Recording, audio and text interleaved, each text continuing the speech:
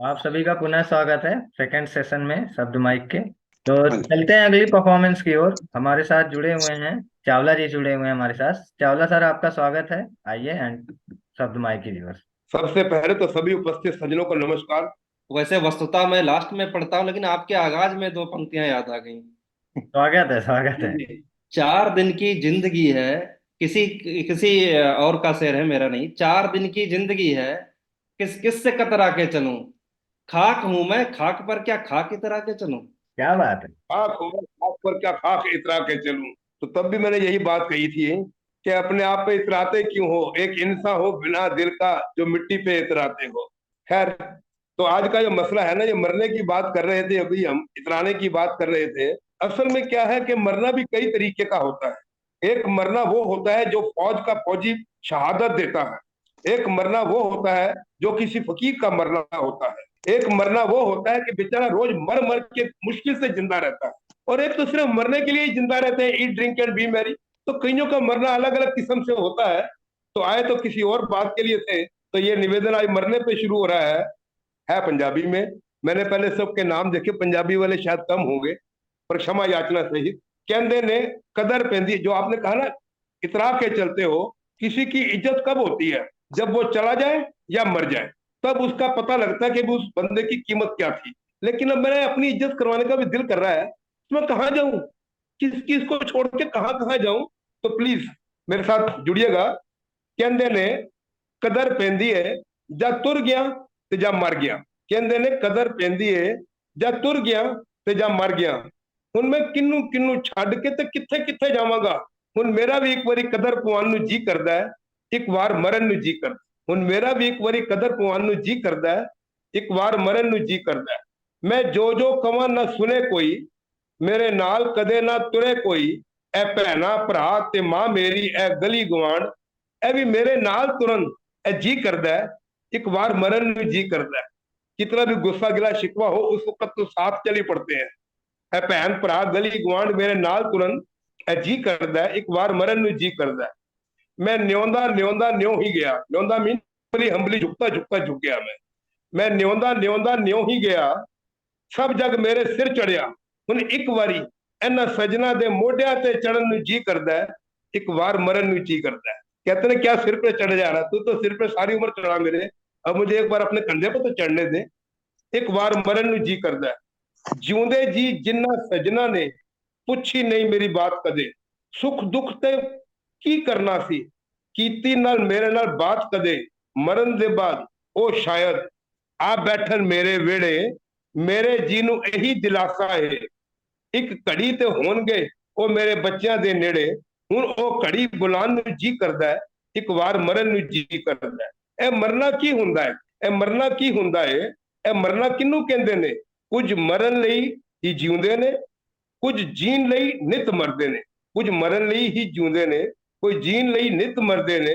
ਕੁਝ ਮਰ ਮਰ ਕੇ ਮਸਾਂ ਜਿਉਂਦੇ ਨੇ, ਤੇ ਕੁਝ ਮਰ ਕੇ ਵੀ ਜਿੰਦਾ ਰਹਿੰਦੇ ਨੇ, ਜੋ ਅਮਰ ਹੋ ਜਾਂਦੇ ਹਨ। ਕੁਝ ਮਰ ਕੇ ਵੀ ਜਿੰਦਾ ਰਹਿੰਦੇ ਨੇ, ਕੁਝ ਜਿਉਂਦੇ ਵੀ ਮੋਇਆ ਵਾਂਗ ਹੋਏ। कोई बुक्कत नहीं, जीता जीना मरना बराबर उनका। और कुछ जिਉਂਦੇ जी ही मरते ने। केड़ा मरना मरना है ਅਤੇ केड़ा मरना जीवना है, वार जी करता है। कोई खौफ मरण ਦਾ ਰੱਖਦਾ ਏ, ਕੋਈ ਜੋਸ਼ ਮਰਨ ਦਾ ਰੱਖਦਾ ਏ। ਜਿਹਨੂੰ ਚਾਹੇ ਫੇਰ ਨਾ ਜੰਮਣ ਦਾ, ਉਹ शौक मरण ਦਾ ਰੱਖਦਾ ਏ। डाई टू लिव, जिसने मोक्ष प्राप्त कर लेना ना, उसको शौक आता मरने का। कोई जोश मरण ਦਾ ਰੱਖਦਾ ਏ, कोई खौफ मरण ਦਾ ਰੱਖਦਾ ਏ। ਜਿਹਨੂੰ ਚਾਹੇ ਫੇਰ ਨਾ ਜੰਮਣ ਦਾ, ਉਹ ਸ਼ੌਕ ਮਰਨ ਦਾ ਰੱਖਦਾ ਏ। ਕਿਵੇਂ ਹੁੰਦਾ ਏ ਇਹ ਸ਼ੌਕ ਮਰਨ ਦਾ? ਇਹ ਜਾਂਚ ਕਰਨ ਨੂੰ ਜੀ ਕਰਦਾ ਹੈ, ਇੱਕ ਵਾਰ ਮਰਨ ਨੂੰ ਜੀ ਕਰਦਾ ਹੈ। ਇਹ ਮਰਨਾ ਸਬਬ ਹੈ ਕਿਸੇ ਨਾਲ ਮਿਲਣ ਦਾ, ਨਿਜਾਤ ਹੈ ਦੁੱਖਾਂ ਤੋਂ, ਜਾਂ ਫਿਰ ਕਿਸੇ ਸੁੱਖ ਦੀ ਆਮਦ ਹੈ। ਇਹ ਮਰਨਾ ਨਿਜਾਤ ਹੈ ਕਿਸੇ ਦੁੱਖਾਂ ਤੋਂ ਜਾਂ ਕਿਸੇ ਸੁੱਖ ਦੀ ਆਮਦ ਹੈ। ਕਿਵੇਂ ਮਿਲੀਏ ਇਹਨੂੰ ਖੁਸ਼ ਹੋ ਕੇ, ਮੌਤ ਸੇ ਮਿਲਣਾ। ਕਿਵੇਂ ਮਿਲੀਏ ਇਹਨੂੰ ਖੁਸ਼ ਹੋ ਕੇ, ਅਤੇ ਕਰਨੀ ਕਿਹੜੀ ਇਬਾਦਤ ਹੈ। ਇਹ ਸੱਚ ਹੈ ਜਾਂ ਉਹ ਸੱਚ ਹੈ, ਇਹ ਜਾਂਚ ਕਰਨ ਨੂੰ ਜੀ ਕਰਦਾ ਹੈ, ਇੱਕ ਵਾਰ ਮਰਨ ਨੂੰ ਜੀ ਕਰਦਾ ਹੈ। ਕਿਸੇ ਮਰਨ ਦਾ ਨਾਮ ਹੈ ਬੁਝਦਿਲੀ, ਕਿਸੇ ਮਰਨ ਦਾ ਨਾਮ ਸ਼ਹਾਦਤ ਹੈ, ਕਿਸੇ ਮਰਨ ਦੇ ਵਿੱਚ ਹੈ ਮੁਫਲਿਸੀ, ਕਿਸੇ ਮਰਨ ਦੇ ਵਿੱਚ ਵੀ ਬਾਦਸ਼ਾਹਤ ਹੈ। ਮੁਫਲਿਸ ਦਾ ਮਰਨਾ ਵੀ ਕੀ ਮਰਨਾ ਹੈ, ਉਹ ਤੇ ਰੋਜ਼ ਹੀ ਮਰਦਾ ਹੈ। मरे थे कोई एवं जिमें किसी शाह दी कुत्ती। अगर ये ईडियम किसी ने सुना हो पंजाबी के अंदर, मरे थे कोई एवं जिमें किसी शाह दी कुत्ती, हुन किसी सच्चे शहनशाह दे दर दा कुकर होन नु जी करदा है, एक बार मरन नु जी करदा बहुत बेहतरीन परफॉर्मेंस, बहुत सुंदर, जोरदार बहुत तालियों से। निसंदेह। है। ये एक तो हमारी नेक्स्ट जो परफॉर्मेंस है वो है सत्येंद्र सर की। Sir please. बहुत बहुत शुक्रिया, मंच को नमन करते हुए 4 पंक्तियों से शुरुआत करता हूँ। कल ही कविता लिखी, आज कंप्लीट हुई है, कल से शुरुआत हुई। झुलस जाने से मुश्किल क्यों किसी का यूं सुलझ पाना, न खुशियों की है परिभाषा, न खुशियों का है पैमाना, है दुख की जड़ बढ़ी तृष्णा जो तुलना से पनपती है, कि मृग मारीच का जग है किसी को क्या ये समझाना, कि मृग मारीच का जग है किसी को क्या ये समझाना। इन पंक्तियों को ध्यान रख के 4 छोटी सी कविता लिखी है। यातनाओं से तुम्हारी मैं व्यथित होता नहीं हूँ, रात के फैले तिमिर में मुंह छिपा रोता नहीं हूँ, बाद जाने के तेरे एक फर्क इतना सा हुआ कि तू जागता रहता है मुझ में, रात भर सोता नहीं हूँ, रात के फैले तिमिर में मुंह छिपा रोता नहीं हूँ, होती थकावट है बहुत हर शाम के कुछ बाद तक, व्यस्त रहता हूँ बहुत जो हर सुबह से शाम तक, इस तरह जाने से तेरे फर्क बस इतना हुआ कि मुझ में तू होता बहुत है, खुद में मैं होता नहीं हूँ, रात के फैले तिमिर में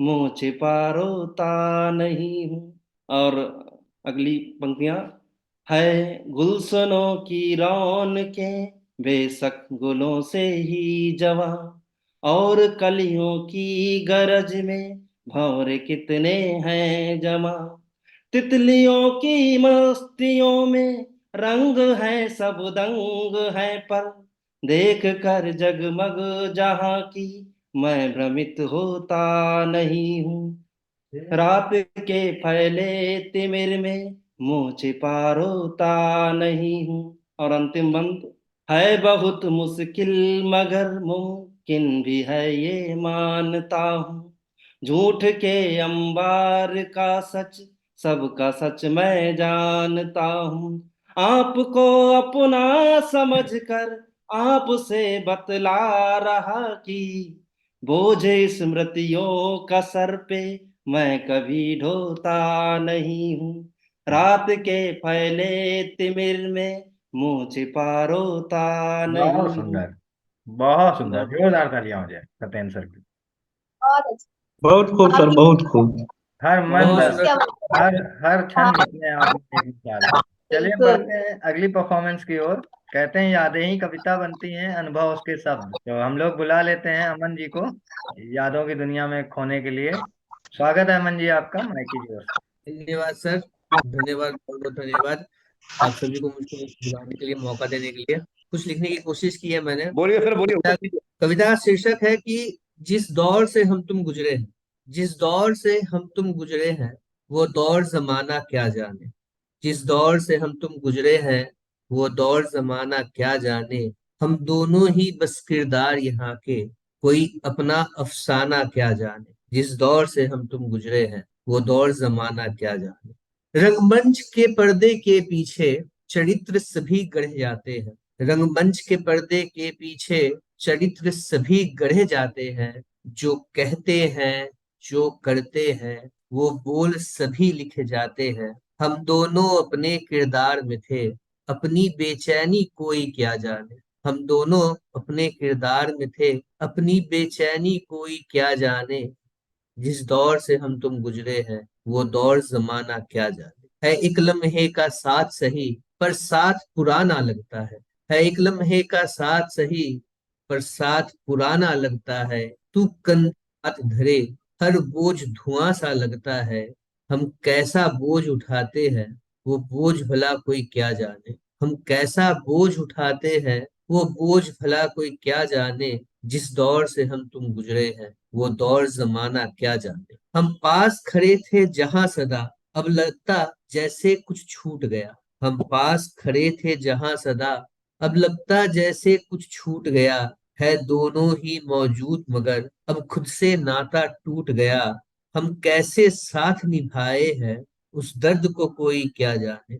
हम कैसे साथ निभाए हैं, उस दर्द को कोई क्या जाने। जिस दौर से हम तुम गुजरे हैं, वो दौर जमाना क्या जाने। अब तुम हो यार ये दुनिया हो, सब बिना स्वाद का हो जाए। हम तुम हो या ये दुनिया हो, सब बिना स्वाद का हो जाए।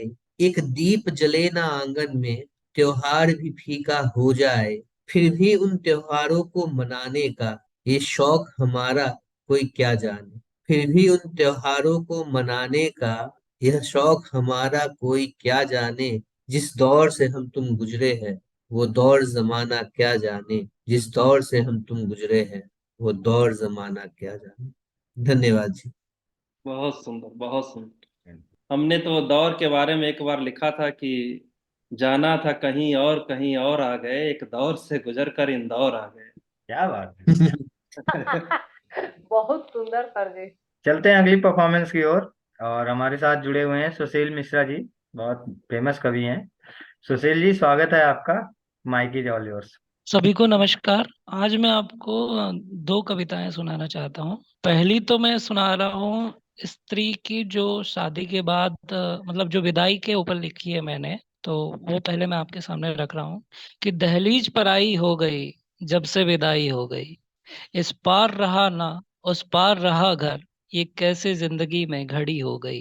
ये कैसी जिंदगी में घड़ी हो गई। बाबुल ने दी भीगी आंखों से जब से विदाई, खुशियां सारी पराई हो गई।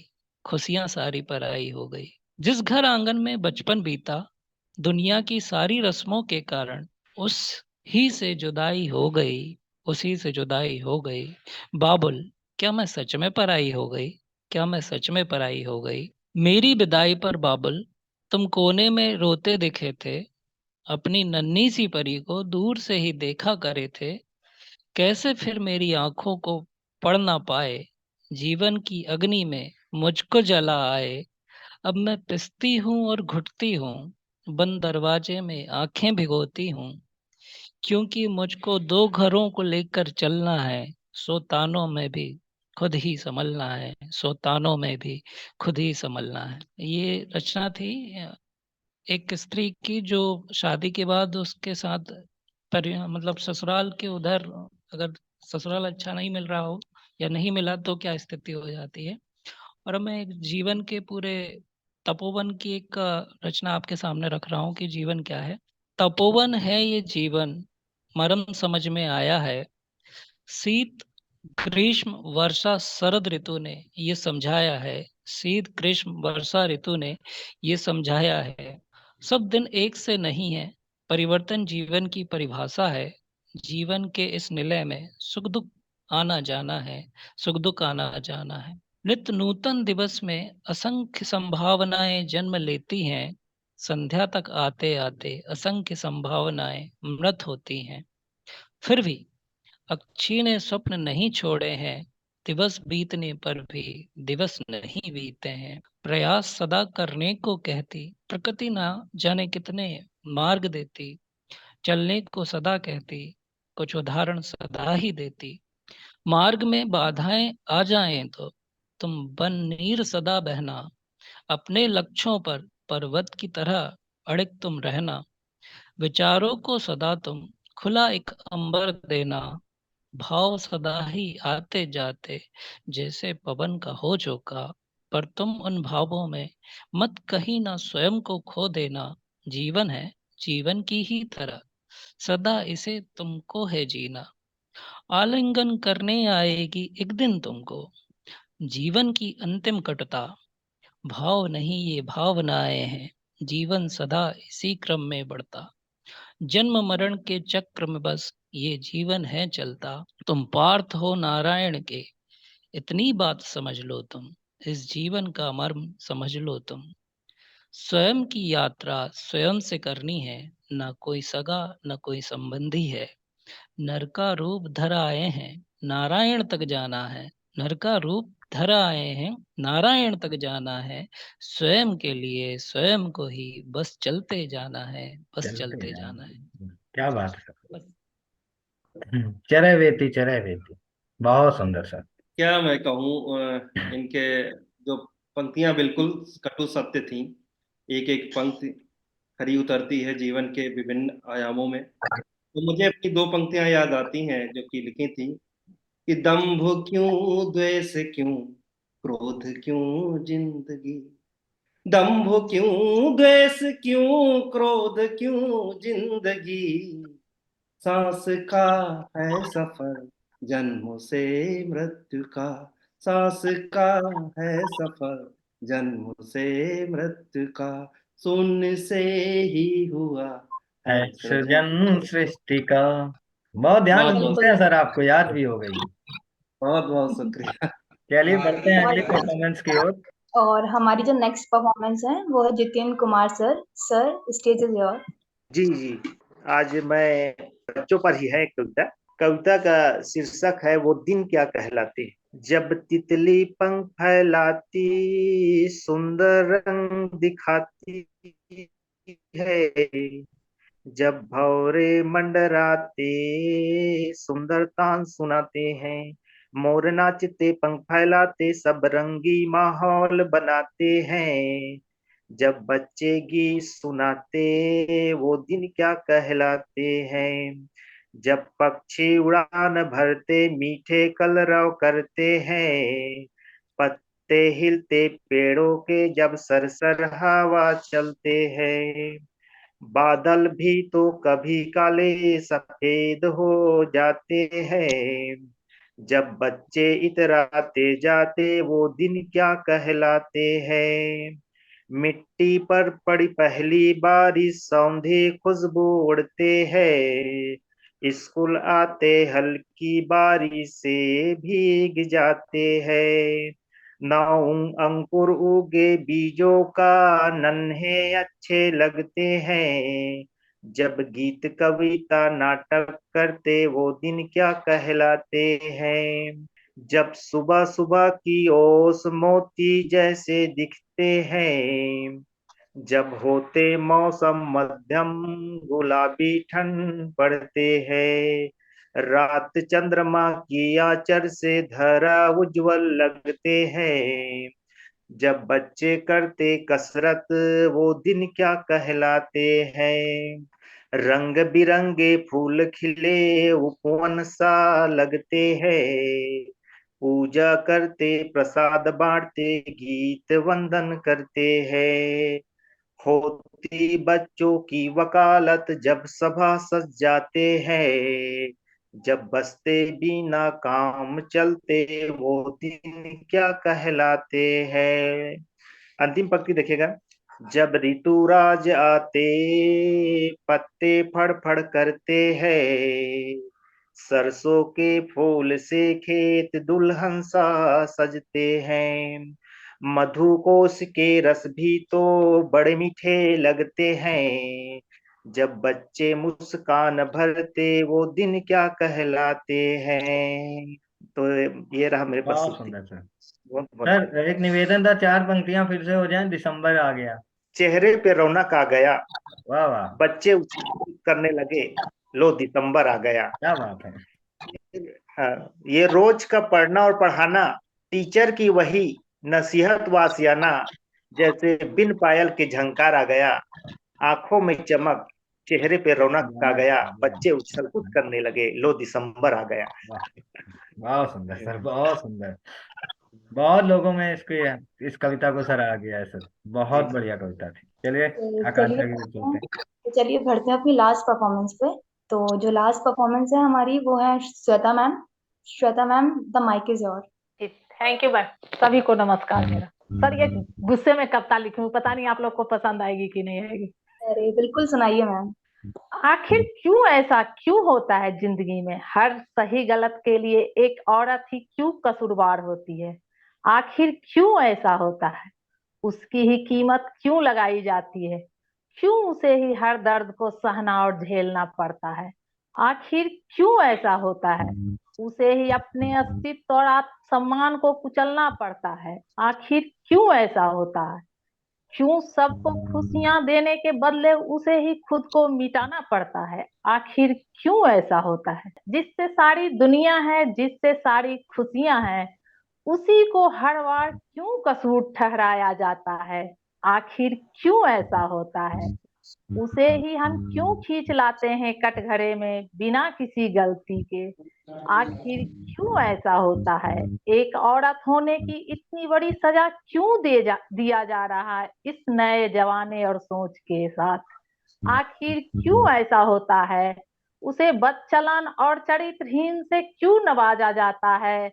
आखिर क्यों ऐसा होता है? Thank you so much ma'am, मौका देने के लिए। बहुत ही ज्वलंत सवाल हैं। और मैं आज का वाक्य बताता हूँ। कृष्ण ने थी बचाई कभी लाज जो, कृष्ण ने थी बचाई कभी लाज जो, आज निर्वस्त्र वो द्रौपदी हो गई, वक्त बीता बहुत एक सदी हो गई।